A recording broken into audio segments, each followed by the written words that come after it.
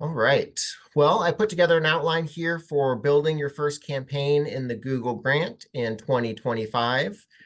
Google does seem to make changes like every 6 months. There's a big update that you sort of need to be aware of. So really keeping up to date on Google changes. If you're working within the Google grant, you'll be informed of some of these changes, but some of these changes just take a little bit of trial and error and practice to make sure that your campaigns are still working the way you want them to be.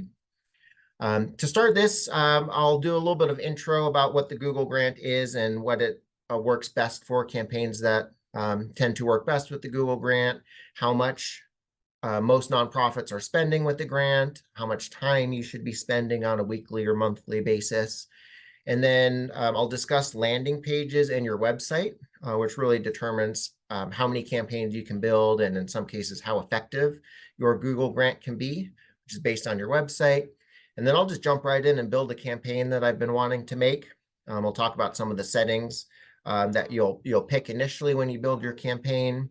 Then we'll just jump right into keyword selection, how we pick the keywords, and then creating the ads, the 15 different headlines and 4 different descriptions. We'll talk about how to get an excellent ad score as well. And after that, I'll just take a look at, we'll discuss a little bit about account maintenance, some of the common recommendations you will see, some of the common notifications that you'll need to be aware of, such as advertiser verification tends to be needed within the first 30 days of opening an account. And then some policy violations that I tend to see with certain groups doing spay and neuter, getting stuck in the fertility policy, or children's hospital getting stuck in kind of the hospital healthcare policies. And so there are certain terms that you can kind of avoid to keep your account in good conditions. And then you can, of course, appeal most of those violations. And if we get a chance to do another one of these videos in a week or two, we'll take a look at that campaign we just built and talk about how to optimize a campaign. If it's working well, maybe it's not working well, maybe it didn't take off at all and you have 0 impressions. We'll talk about how you can troubleshoot a campaign to try and get it to be more active. Follow up with some resources that are available, building more landing pages, again, maintaining the account. So this first video is really about creating a campaign and getting started that way. So before we even jump into the Google grant, here's one account that I'm going to be working with. It's Cats in Action out of Chicago. And one of their top landing pages is winter shelters for outdoor cats. And I always like to start with the page that you're going to be creating a campaign for. In order to find what pages would make good campaigns, you can use a tool like Google Search Console or Google Analytics, which are free, and most websites are already connected to those. This is an SEO tool that I use that's called Ahrefs, and it can crawl any website and gives me information about that website. So I like this one, whether it's a site you own or not. This is a paid tool, but there are plenty of free ones out there. And I'm looking at this page, the winter shelters page, and I just want to see what keywords this page is already ranking for organically that might make good PPC, pay-per-click keywords as well. And so I always start with what pages are working well on the website, and then I take a look at those pages to get an idea of what keywords we would go after.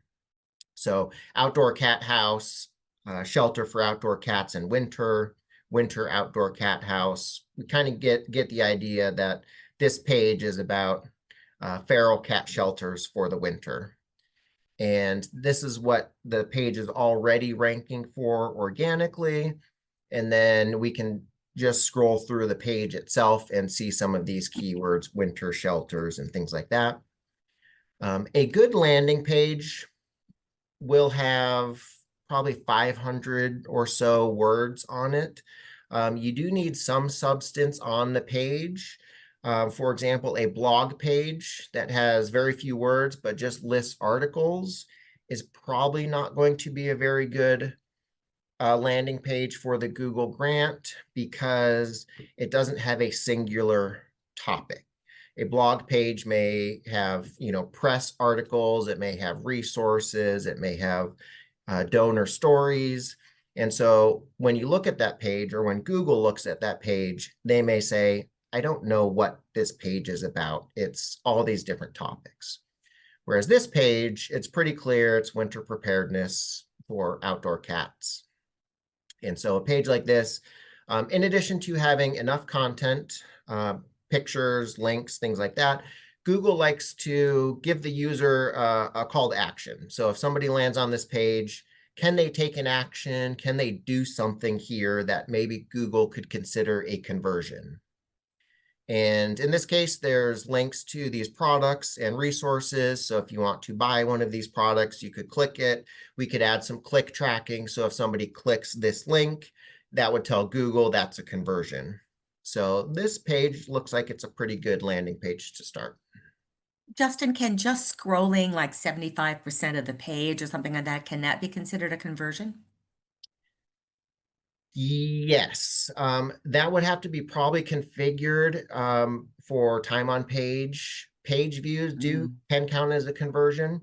Oftentimes what Google likes to see as a conversion is like join the newsletter. If I join the newsletter and then it says, thank you for joining, that thank you message, or if it sends me to a thank you page, ideally they want a conversion page or a thank you page. And so how that works is you put the conversion pixel that Google gives you on that page or on that action. And so if I click join newsletter, put in my email, and then get the thank you message, that thank you message has the conversion pixel. And so that's kind of how I look at it. And that's probably the most tricky part, because not every click or action sends you to a different page. And in some cases, that separate page, like if I click donate, I'm no longer on Cats in Action. I'm now on, actually, this might still be their site, but now I'm in their CRM, their separate donation page, which is not actually Cats in Action. So there can be some tricks there. I think in the next video, let's do a deep dive on the conversion tracking. And as we build this campaign, I'll sort of talk about how to set some of that up. But it can be a little tricky. You do need a webmaster who has access to the template of the website, who maybe can make a thank you page. So there's a little bit of website work to be done on that side. So I think I missed some of my intro, but it really does start with picking your landing page. The Google grant in 2025, and I've been managing the grant for almost 9 years, changes often. It is worth it. It is free. It can be challenging, but just keeping up to date on some of those changes, continuing to build campaigns, continuing to improve your landing page. It's easy enough to do that it's worth it. There's just a bit of a learning curve on the front end. And then once you get it set up, then you can go on maintenance mode. Many groups will spend fairly easily, spend a couple $100 to $1,000 a month on some of their top campaigns. Larger nonprofits or more established websites can easily spend $10,000 a month. So just about any group, whether it's a brand new website or not, can probably get to that $1,000 a month range in free advertising. Plenty of groups get to 10,000 as well. The strength of your website or the landing pages really determines how many campaigns you can build. A brand new website with 2 pages on it, you're limited in what campaigns you can build. Google doesn't have the historical ranking of your website quite yet. They don't know exactly where your website fits in. So smaller, newer websites are going to have a little bit more of a challenge, and larger, more established websites will just have more opportunities to build campaigns and have them work well. But brand new websites, it still works for them as well. It's just a slightly different strategy starting out. There are a couple things that the Google grant or Google pay-per-click in general is not great for. One of those, unfortunately, I think is fundraising.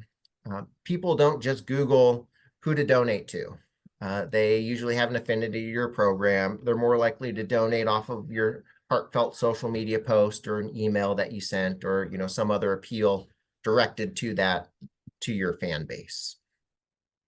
But it can work for fundraising. It's just not, there are fundraising programs. I do a lot with car donation programs. People donate their vehicles, we pick them up and sell them, and the nonprofit gets the money. And so a service like free pickup works on Google, whereas, donate $25 a month to us doesn't work quite as well. It makes sense, especially for newer organizations. Right. Volunteers, you can get volunteers. People will Google, who cat rescue volunteers near me, things like that. Same with adoptions. You can do paid ads to your adoption page. That works really well. And any other services, maybe you do TNR in the area, or you have a dog park or something like that. Any of the services that you work with should work pretty well with the Google grant. And time commitment. It takes me 15 to 20 minutes to build a brand new campaign. I would say most medium-sized websites, you'll probably want 5 or 6 campaigns, and you can build them whenever you want. So you can build one campaign a day, one a week, and maintaining them, I usually check back in every few days, and sometimes that's just looking at the data. How did my brand new campaign do? Is it 0 impressions? Is it 1,000 impressions? And then as you get more results, then you can spend more time on it, optimizing the campaigns. Oftentimes what happens is your very first campaigns will bring in a lot of broad terms, that broad searches. Maybe you just aren't super relevant for you, but it's working, it's sending people to your website. Then you can start to refine the keywords to be more relevant, to produce a little bit better for you. So I start by casting a wide net. Let's get the traffic, get the broad terms working, and then start to refine it to be a little bit more productive for our business purposes. So I already discussed landing pages a little bit. You just need substance on there. Is there a clear topic, a clear keyword focus? The page I'm looking at is winter shelters for outdoor cats. It's pretty clear. There are actions the user can take. They could click on products, things like that. And there's enough words on the page for Google to really understand what it's about. So let's just jump right into AdWords and build a campaign. So this is the account, brand new. I just set it up 30 days ago. And I built 3 campaigns. And actually, I just changed 2 Chicago Cat Rescue and vehicle donations yesterday. And whenever you see one impression is Google sort of testing it out, but 1 is better than 0. 1 means that it's like eligible. That's what the status says. It's eligible. If you are struggling to get your first impression, sometimes it means you have to rework the campaign. So in some cases, really all we're trying to do is build a campaign that gets 1 impression to start, and then we can dive back into it, add more keywords, optimize headlines, things like that. This is, I think, exactly what we would want to see within the first 30 days, 500 impressions. We could very well see way more than that. We could see tens of thousands of impressions. Spent $46. That's nice. We have the Google grant gives you $10,000 a month.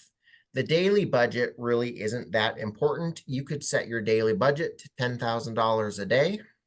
It would just still cap out. $10,000 a month is $329 a day, but your total daily can be over that. That's, some people say that it has to total $329 a day. That's not true. You can have your daily total over that. To get started, this is the home screen that I like. It's campaigns and campaigns, and this is just, I think that's the easiest screen to work from. You can show last 30 days, or you can show all time. When you're looking at this dashboard, make sure you have the right date range selected. Otherwise, sometimes the data you're looking at isn't adding up and you're trying to figure out why, and it's just because your date range wasn't set correctly. So let's just jump right in. We'll build a brand new campaign. If you have a campaign you like that TNR workshop, I could click load campaign settings. That would already port over some of those settings that I've selected. I believe location is one of those. And so if I make a new campaign, I have to pick Chicago and do some of those things again. So if Say you have again a campaign you like, where you found that button for new campaign. there are two options. If Oh, you're on this okay. campaign screen, it's this blue button right here, Hmm. Create Campaign. And then there's also this one in the navigation. Thank you. So I just clicked create a new campaign. I'll do the blue button option as well. New campaign. Some of these options we won't have, like you can see these are blacked out, and that's the Google grant. Um, not all of the Google pay-per-click features are available with the Google grant. It's kind of the light version. Um, if you have a clear conversion form, you want them to fill out the donation form, then I would do something like leads. I generally do website traffic. You can't really go wrong just telling Google you want people to go to your website. If you've set up some conversion goals, you'll see those here. If you don't have any, I think it defaults to page views, which is kind of what you were mentioning earlier. Mhm. Yesterday, I set up booking appointments, and we have for TNR workshops, we have a Google Calendar where if somebody adds their calendar or adds the workshop to the calendar, we can count that as a conversion. Cool. For this case, if you don't have anything, you can continue through and work on setting up conversion tracking later. Conversion tracking is probably the most important with a Performance Max campaign.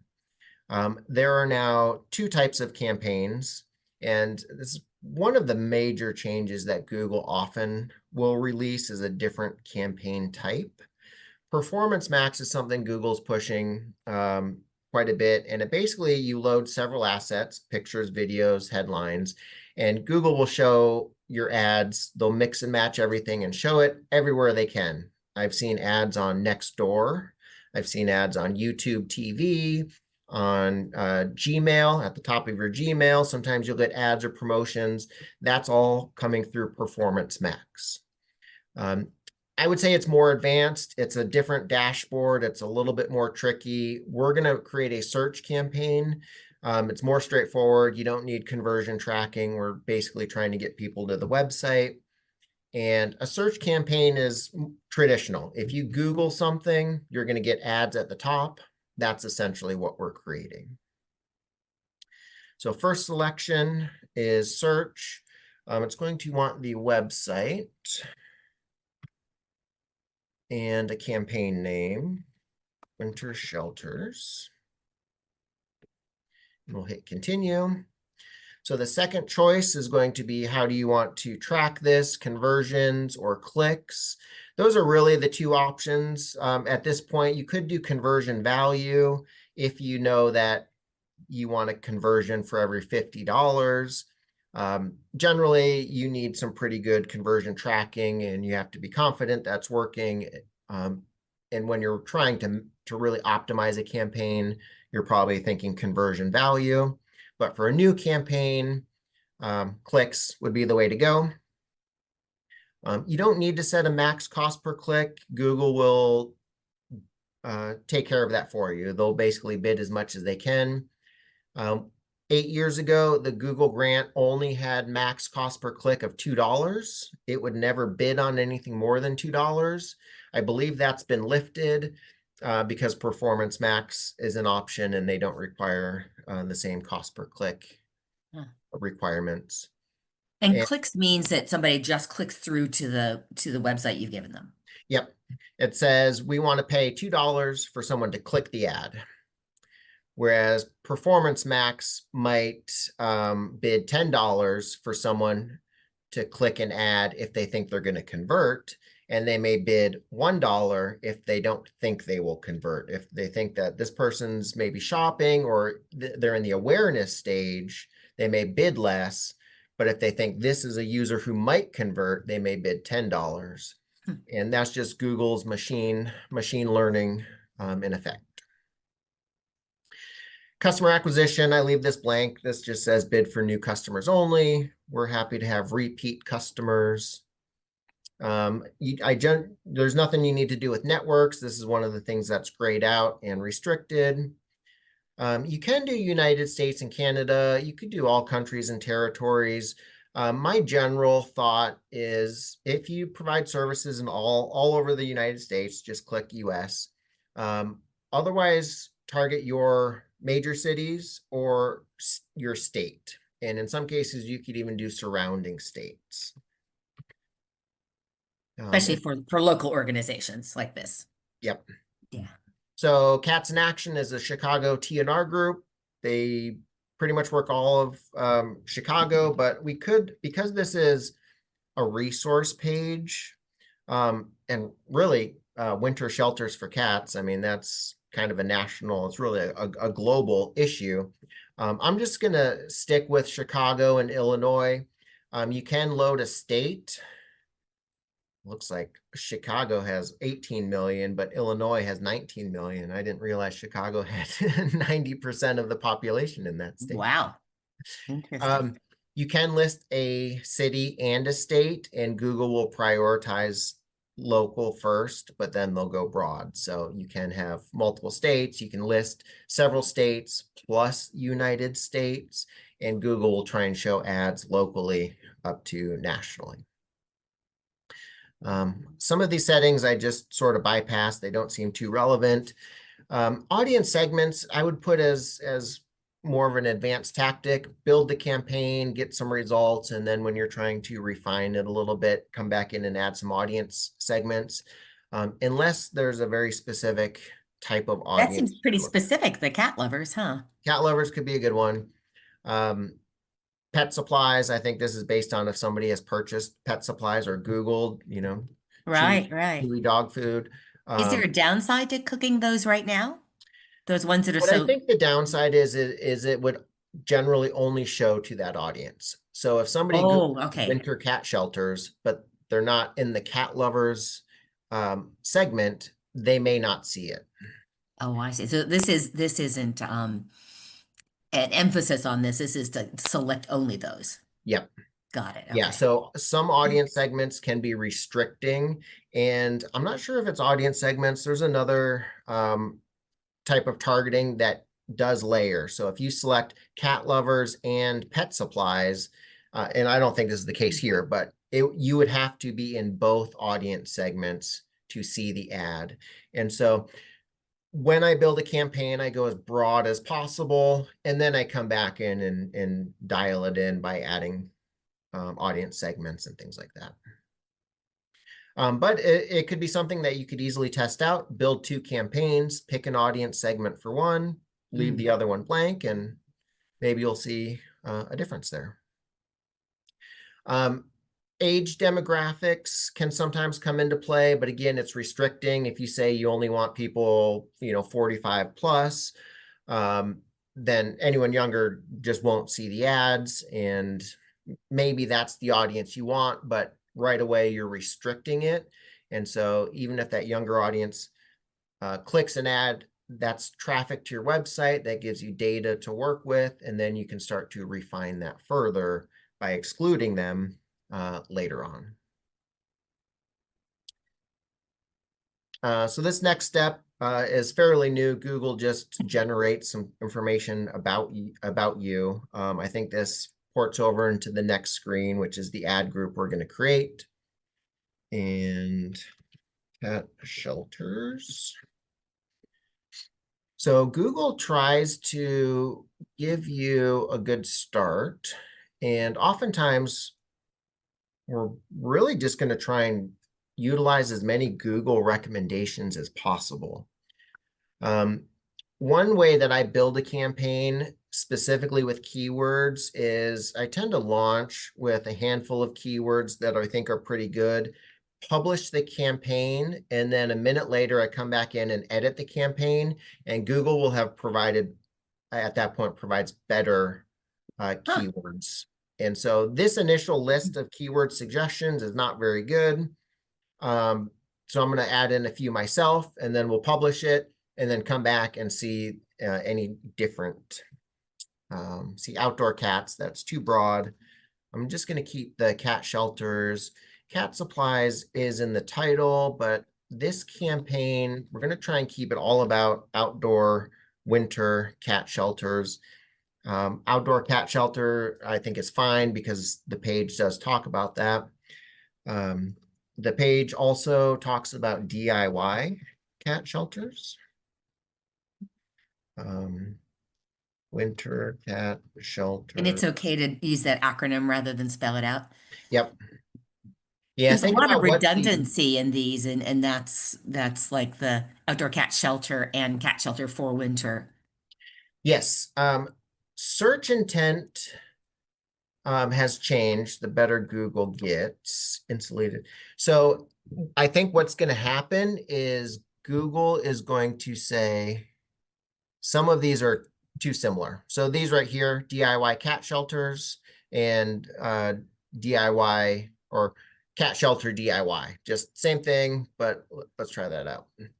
So we have DIY cat shelters and cat shelters DIY. Essentially the same term. If you searched one of those, Google knows essentially what you're looking for. And so probably what's going to happen is Google's going to ask us to remove redundant keywords, and it'll say these two are the same. Do you want to merge them together? And you just hit yes. So some of this can be done as you optimize the campaign. We may also see in the next screen, or once we publish it, some of these will have low search volume, and we'll probably pause those. If Google says nobody's searching for this term, it's generally better to pause it.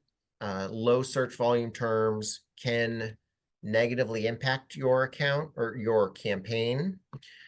So if you have low ad scores or keywords that aren't getting searched, Google's just going to give your campaign a low score. And so some of that would be in the account maintenance. So you say pause a keyword. So that's something that you can, so it shows that you've used it and you've paused it as opposed to deleting it. And then you might be hard to know whether you should go back and try it again. Yeah, generally with campaigns or keywords, you generally don't want to delete them. Google just removes your campaign or keywords, and I think the data goes with it. So if you are going to delete something, export everything just so you have the data. Pausing it is almost always a good choice. You can't go wrong pausing it. You can reactivate it, and it's still in your account, and you can just filter it by looking at only the active or enabled terms. And so they basically just disappear, but they're still there. So yeah, generally you don't want to delete things. You're better off pausing them.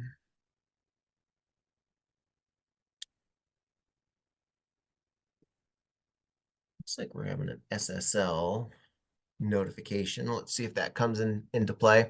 So now we've picked some keywords. And now we're moving on to the ad screen. So this is what Google would like to see. They want 15 headlines, and it looks like they've already populated these. So this is going to make the job easy because I'm going to publish this, and then I'm going to come back and I'm going to do the keyword, do the headlines for real. So we're looking at headlines that should include popular keywords. Basically, how you want to think about this funnel is the keywords that you select here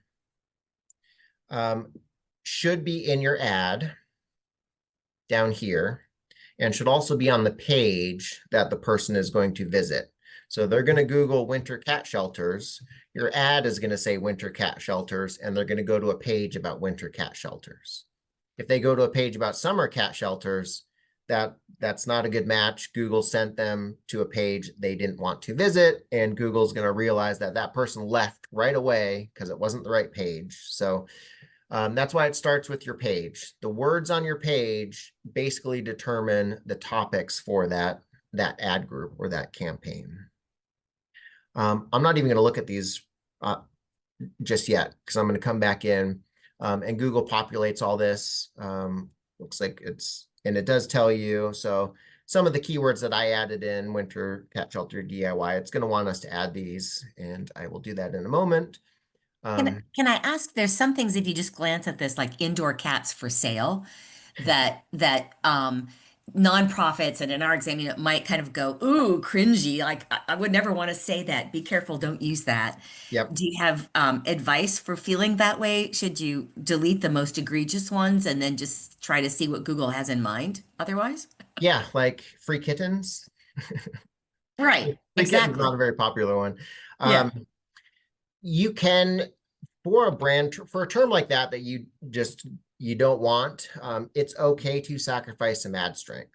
So Google will recommend the keywords, again, kind of based on what they think the ad should be. They are also looking at what's on the page as well. So if we are talking about, add a heat source, they may suggest one of these is add a heat source. And it's like, that's not a good headline. That's doesn't make sense, but it found it on the page. And so I think Google's trying to be helpful. So here it says winter preparedness top 10 list. And then here it's probably where we're getting winter preparedness guide. So this is all Google's automatic filling in based on what the page is showing. No more frigid felines. I wonder if that's on here. Yeah, it doesn't look like we say frigid on the page. So yeah, it's going to fill these in, but there's a reason I'm going to publish this and then come back. One reason is yesterday I was building a campaign and I hit save and it didn't save. It was like, oh, fix this thing. And I went and fixed it, but it had undone everything I had just previously did. So, which doesn't happen very often, but it can. Yeah. Um, so I'm going to just publish this and then I'll go back in and edit it. I usually start with Google's recommended budget. It's suggesting $90 a day. And as I mentioned at the top, you can allocate more than 10,000 a month. Google won't necessarily spend that, but you And can. that's because it knew there were other active campaigns that were using up some of that total of $329 a day, right? Actually, probably not. It's probably looking at the keywords and the projected search volume. Ah, So a okay. term like free kittens gets searched a lot. So if I added free kittens, it may suggest a $200 a day budget because it knows it's going to show ads to free kittens. Winter Got cat shelters, it's a bit more of a niche topic. It's probably not as popular in June and July. So, it. Yeah, yeah, exactly. so this is just right before we publish. You can just review some of these things. We set maximize clicks. It's a search campaign. Here's our conversion goals, maximize clicks, Right, what was location. that? Book appointments for That was a fall. conversion. So if somebody actually does end up at that workshop page and books an appointment or Oh, there was a schedules for the workshop workshop, option on that page. not on this page, but let's say so this is an example of where we have a conversion set up that doesn't really apply. Probably what I would want to do is pick a few of those links to buy a cat shelter. Maybe it's the best one on Amazon. I could put some click tracking on that link. So if somebody clicked buy now, then it would count as a conversion. Okay, I get it. So you can add different conversions for different pages and assign them to different campaigns. Got it.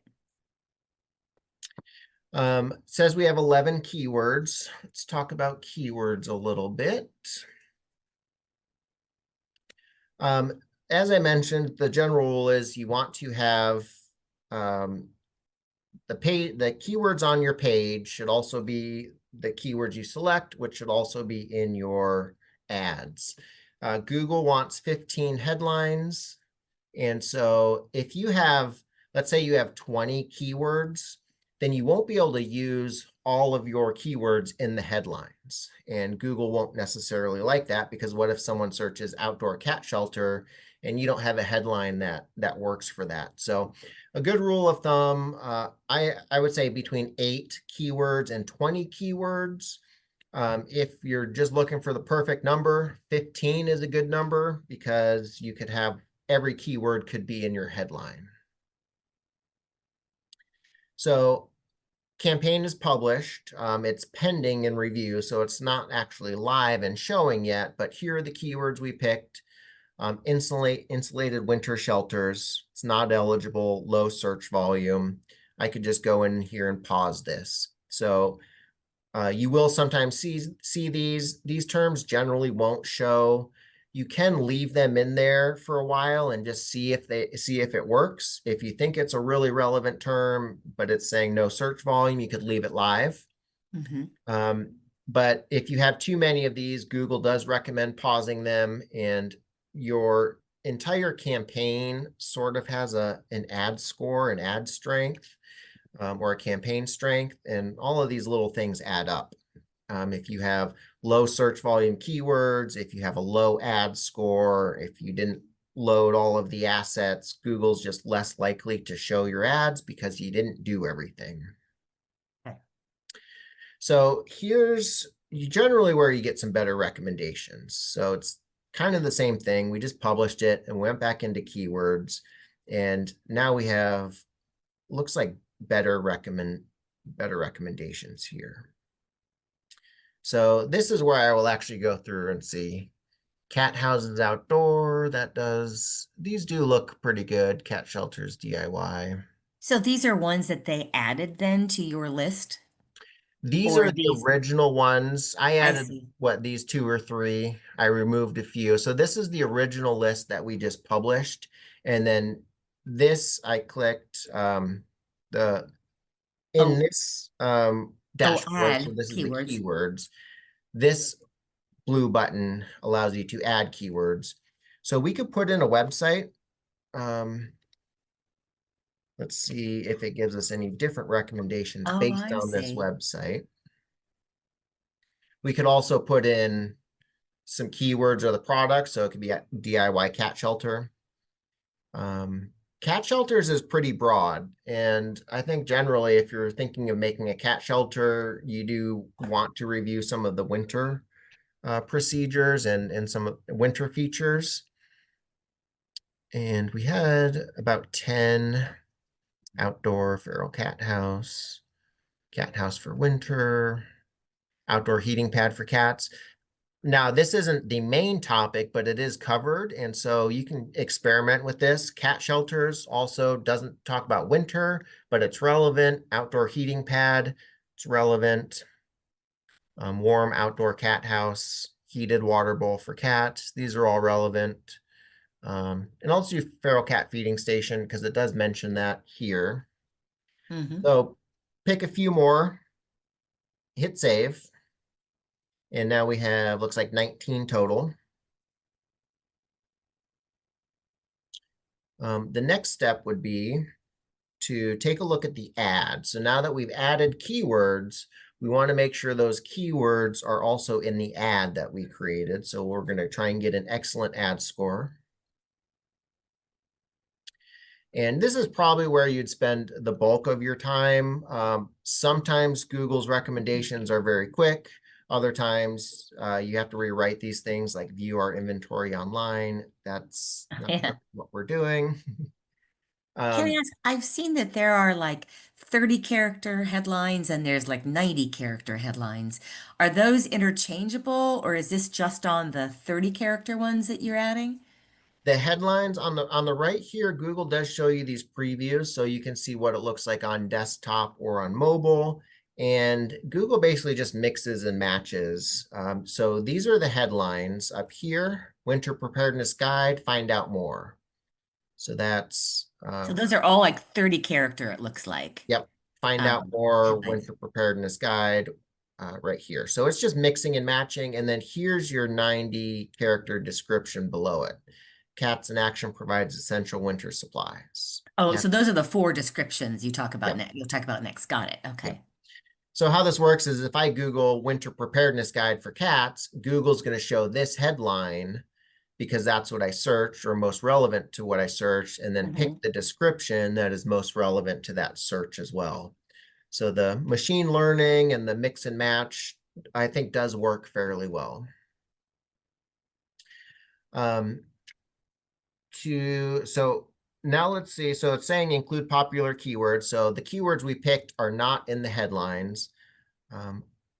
Screen actually even looks different from, Even though it generated the headlines, right. and knew it was supposed to do it from keywords. I'm going to get rid of the ones that I don't think are relevant. Here's what I'm looking for. Sometimes they'll just give you an easy option to add it. It says use this one and you just click and it adds. And so you may notice that And so you're sometimes, deleting here, not pausing. You're just deleting these headlines. yep, Yeah. warmth, food, and shelter, cats, shelters. Winterproof your cat's home, safe, warm, and dry for cats, shop our selection, learn more, find out more. So is okay with using some of these like quality terms like great customer service or free pickup, free delivery, find out, learn more, things like that. So you can keep some of these in. Some of it's gonna be mix and match. Like right now we have a poor ad score and it's it's going backwards. But we're going to add these back in and then we'll probably get like a strong ad score, but not excellent. And then we'll just keep adding more or tweaking them to get the right level. Sometimes, and once you publish a campaign, if you give it 5 to 10 minutes, these recommendations will be better. So oftentimes what I'll do is I'll create a campaign and then I'll go have lunch and I'll come back and then I'll actually dive into these Yeah, and, interesting. um, You're leaning on Google a lot more than I had thought to. So, yeah, why not? yeah, if Google asks for it, see, I just added one and this section that was gone is now here. So that's fun. Oh, funny. Yeah. I generally capitalize every letter. I think it just looks better in an ad. Uh, Google defaults to everything lowercase, which I think is silly, but I've just been doing ads a long time and I always Good tip. had cats. Sometimes they'll give you recommendations that are too long as well, and you can't get that 30 characters in. Huh. You can also click more ideas.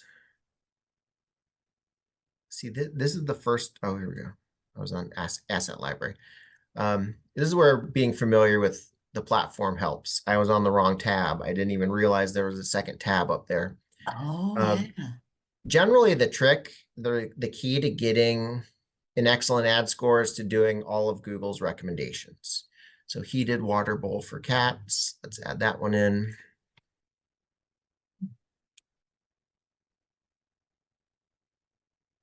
They suggested I found a feral cat too, which is an interesting, it's a bit of a departure, but um, Winter cat feeding station. Feral cat feeding station.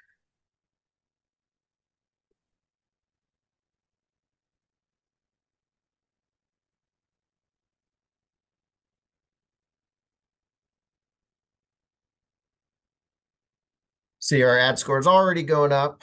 And let's say support Chicago cats. Keep your community cats warm. oh, nice. And you have full ads even though you haven't put in a description yet, or is it just combining headlines in your description right now? It populated these descriptions, so we'll look Oh, at I these see. next. Oh, and there we have an excellent ad score. I'm going to hit save. Just one of those things you get burnt Yeah. once and then you Describe where was that save button? at the very bottom. Okay. So we're basically working our way down, uh, checking these things off. It already likes our headlines, but we'll review them. We already have an excellent ad score. So in theory, we are done. But since we haven't reviewed it, we don't want to make sure we're not saying free kittens and things like that. Right. Yeah. Yeah. Cats in Action provides essential winter supplies, resources, properly insulated shelters. We understand that cats are resilient creatures, but we also recognize the importance of. So this is an incomplete sentence Hmm. and not a very good description. Website offers detailed information. And then see here, it's recommending something. It's not a full description. Winter shelters and supplies for outdoor cats. Detailed information, build your own. Winter shelters and supplies for outdoor cats. I'm just going to add on DIY winter cat shelters. And now I think we're So good. these things that many of us think of as like kind of a non sequitur, I guess you have to get used to that these work in Google Ads, even though it seems like a kind of scramble up of partial sentences. Yeah. Yeah, it's there. You may find that if you write your own for descriptions, you may not get a very good ad score. Or, I mean, you can probably get you can get a strong ad strength with weak descriptions. Yes. And Um, a poor ad strength with really well-honed yeah. descriptions. And it's Google's machine learning again, and they want to see the keywords on the page, in the ad, and what you're bidding on. Um, when there's no guarantee that this campaign will produce anything, and so that's why I usually start with Google's recommendations, as long as they, are on brand and appropriate. I launch with this, and then give it a couple days to see what people are searching, and then we can optimize it further. We can change descriptions and things like that. The next step for creating a good ad are adding ad assets. So you have your headlines and descriptions, and then you can add images. Google usually pulls in your name. You can upload a logo as well and have that on file for the campaign. Site links are these links at the bottom. So if you want to donate or you want to learn more, so good site link pages would be your volunteer page, your donate page, your about us page. So it's usually like other things related that are not part of this ad, right? Yep, it's the Okay. other pages on your site, contact us, things like that. So look at, the top 4 pages that are either relevant to this search or just your top 4 pages that people may want to click to. And you can add those here. You add in the text, the page, and then a description. And I just haven't done the descriptions yet, but you can add the site links and then come back in and add more descriptions and things And like that. so it always shows your primary ad website by clicking on the ad. The site links are for other ones. Yep. So Okay. if you just clicked this headline, you'd go to the winter cat shelter page. Hmm. So there could be a scenario where someone Googles DIY cat shelters and clicks your help with cats hyper site link, doesn't go to the winter page, but goes to your resources page. Got it. Okay. Images are easy. You can either upload images, it's pulling in images from the website, it looks like. Okay. Funny image. Um, and then you can also put in So your these images were already there based on things that it pulled from your website. Yep, Okay. it can scan your website, it can scan your social media pages as well. So if you posted about something and you wanted to use that image, Hmm. one of my kitties can't quite tell, but here's the tail. Oh. And then different asset sizes as well. Google wants horizontal, vertical, square, and they often will tell you it says it's too small. And then you can also generate some AI images. Let's try this one out. DIY winter cat shelter. Oh, fascinating. And these images are pretty good. So you can generate images and then you have access to free stock images. So the images are pretty easy. You can use your website, social pages, upload your own images, scan, or use Good. stock imagery. And like This house, little oh, winter scenarios. That's pretty cute. see if we can zoom in on some of these. Oh, Oh, it's kind of cute. And that's these are going to be on adorable. Google and like a little small corner of the ad. So, even if this is kind of a funny looking, maybe something in there is kind of funny looking, as long as the cat looks like a normal cat, then we're probably okay. Um, I'm going to save this. I only have 4 images, so I'm going to add a couple more, but just sticking with the theme of save every once in a while. In fact, I'm just going to do that. I'm going to hit save ad. Makes sense. And then all you have to do is just click right back into edit and continue where we left off, which was images. Let's go to stock images. DIY for winter. So let's see what this, yeah. So a lot of good options here. They're going to have all the different sizes that you would want.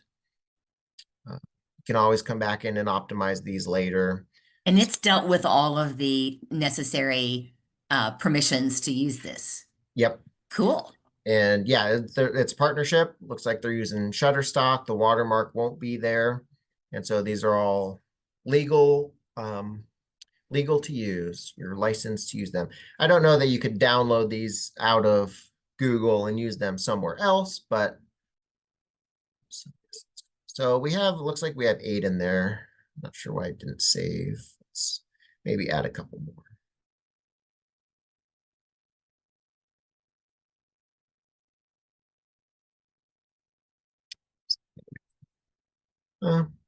Just leave what we have here. So we have a handful of images. We still have an excellent ad score. We have site links. I think we're going to need to add call outs. We can add our phone number, which we should have loaded already. It's not actually, I don't know that they want calls, so I'm going to leave that one blank. But if you have a phone number, you can add your phone number and you can add it as to the account level. So whenever you make a new campaign, you'll just be able to click your phone number there. Call outs, kind of like the site links, they just show up at the bottom. Ultimately, what we're trying to do is we're trying to fill out all the options. Google will, looks like some of these are duplicate. Google has inventory available. And so they may have space for an ad with call outs available to show. And if you don't have any call outs, they're not going to show you because you don't have those filled out. So generally, we just want to do all of the things. And these just show up at the bottom. So these could be like great customer service, free dog park, learn more, cat rescue resources. They're just little call outs at the bottom of the ad, whereas site links, you can actually click to and go to a different page. Prices, you probably don't need to do unless you're offering services. Promotions, same thing, unless there's like a limited time or a discount. You probably don't really need to use these. A lot of times people are using the Google Grant for resource pages or, how old should a kitten be to be spayed or neutered. There's no really promotion there. Lead forms, not something you need to do. It actually gives, you could do it. It allows the user to submit a form through the ad itself, and it's all tied to their Gmail. But you have to come in here and export those, and I haven't ever received notifications. So the few times I've used it, I forgot about it, and I come back in and there's, like 15 submissions and they're just low quality, and Oh, yeah, you don't want to neglect them, but you don't want to neglect them, but they're not really doing anything for you. And a lot of it's spam anyway, it seems, because you just click through and it brings in all of your Gmail information into the form and stuff like that. So I work with, if you have a paid Google account, you'll get a rep, a Google rep. And so I work with our Google reps a couple times a month, and they say the same thing, like, just skip the lead form. So if that ever changes, I'll let you know. So now we're good. We built the campaign. Campaign is published. We've optimized it. You have these selections at the top. To get back to the main home, you can just click all campaigns. You can navigate this way too, but once you're here at this all campaigns page, I think this is just back to home. You have your date range at the top. You have your new campaigns, bid learning, optimization score is 93%. Here's one of the recommendations. It's wanting us to remove 8 redundant keywords. So this is why Google, after a month, this is the first recommendation I've seen. And they're saying TNR is the same as trap, neuter, return. So we Smart know that, Google. yeah, but we know that they're obviously different, but search intent, if I'm searching TNR or trap neuter return, that's the same thing. So they're clearly different keywords, but they mean the same thing. So Google, you really don't need them both. How to catch a feral kitten, how to catch feral kittens. So So did you then pause that then? They're saying that if that we know if somebody searches TNR that it means trap neuter return. yep. So you can delete one of them So you can or accept pause. these. I can apply them. So if I hit apply, it's going to remove TNR. Oh, I see. Okay. So you can either accept these, you can apply all, and what this should do is make this score go up. So in It order, didn't if it might not have left you with many keywords though if it thought eight were redundant, right? right.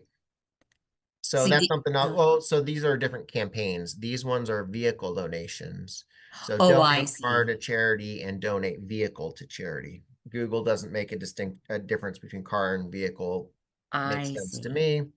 Vehicle donation programs, car donation programs. So I'm going to accept a couple of these. So this Actually, is they all make across all your campaigns, not just the one we just did. Got it. In yeah, fact, it looks like it how to wasn't even rescue, any of the ones that you just did. So you did good. how to trap a feral cat, how to trap a stray cat. I'm going to leave those.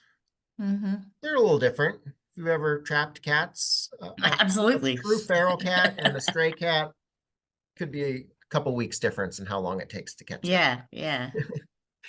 And then I'll just exit out of this one. And to get to the recommendations, you can always click the logo up at the top. Recommendations are here, campaigns at the top. And then oftentimes you'll get a notification like I did at the beginning. Notifications are up here. Doesn't look like there's much that needs our attention. Let's see. So we have an excellent ad score. We used all the suggested. So we're looking at some notifications and we'll wrap this up here in just a minute. See if there's any other. I talked a little bit about policy violations. Unless you're in, you'll, I don't know that there's really a way to avoid it. If you are a spay and neuter clinic, you're going to create a campaign about spay and neuter. You may end up in their fertility segment, which could violate things. Really, all you have to do is either change your campaign to remove those keywords or assets and then hit appeal, or just appeal it. And sometimes they approve it, and other times they'll ask you to make changes.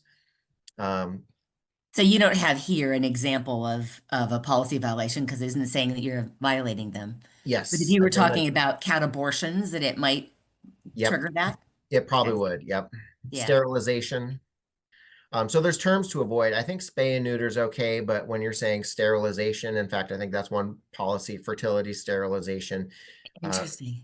those are just things, and there's probably a list. So you could probably Google Yeah.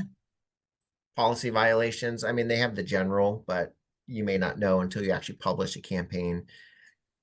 I think if you take action on it and either delete the campaign or remove those assets, then you should be fine. I have seen, working with an account now in the spay and neuter area, that seems to, the policy violations seem to have jammed up their account. We've made new campaigns, still nothing is showing. I think I'm going to have to delete all of their old campaigns because we're getting policy violations on campaigns that are inactive. Oh, So yeah. even if it's paused, it still could trigger that violation. Um, Complete advertiser verification. This is something that I mentioned you'll probably have to do within the first 30 days. Google Mhm. will email you about it. I think I'm going to do this weekend. I think it takes like 15 minutes. You basically just fill out their stuff. You might need the IRS determination letter Yeah. again, or some of the basics We about, did this recently, and I think we needed both of those. Yeah. oh, here you go. It takes about 30 minutes. Oh, good. Yeah. We'll review. But they give you they ask you to do it and they give you about a month to take care of it. So yeah, those are the main things I wanted to talk about. Next time, oh, see, here we go. It's moving through. So ads are now under review, but you can see it's already changed.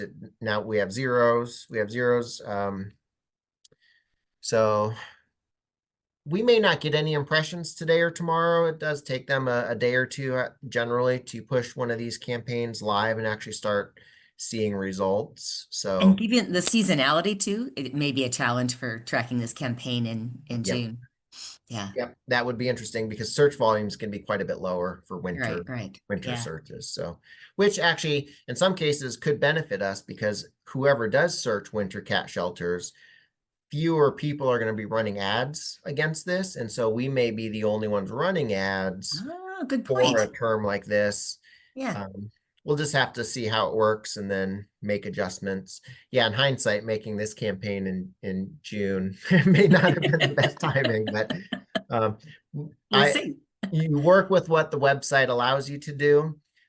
What would cover on the next call, the next video would be reviewing the campaign. So we'll look at this winter cat shelter and see how it did. We'll optimize it after 2 weeks of results. What do we do then? Do we want to add more keywords? Do we want to remove keywords? How do we want to optimize it once it's working? And then troubleshooting, maybe it's still at zero. And we can talk about what do you do then? How do you change your settings? Maybe you expand it outside of just Illinois. Maybe you go entire Midwest or US and Canada. So there's ways to continue to open up a campaign. Um, Resources, things like that. I haven't really found, I don't have a Google Grant rep, but they keep sending you to forums and you can publish your questions on forums. I've also found YouTube hasn't been too helpful in keeping up with Google Grant changes as well.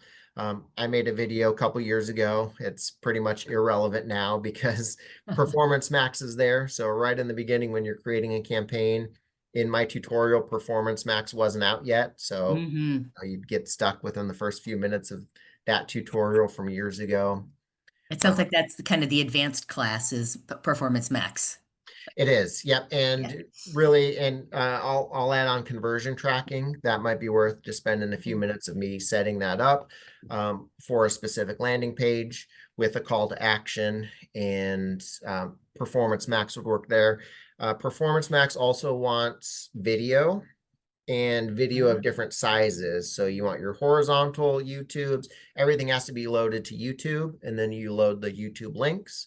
But you can resize your horizontal videos to be vertical and square because they want every format. So Wow.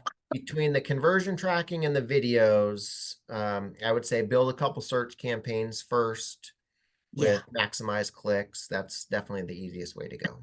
I appreciate that advice. Mhm.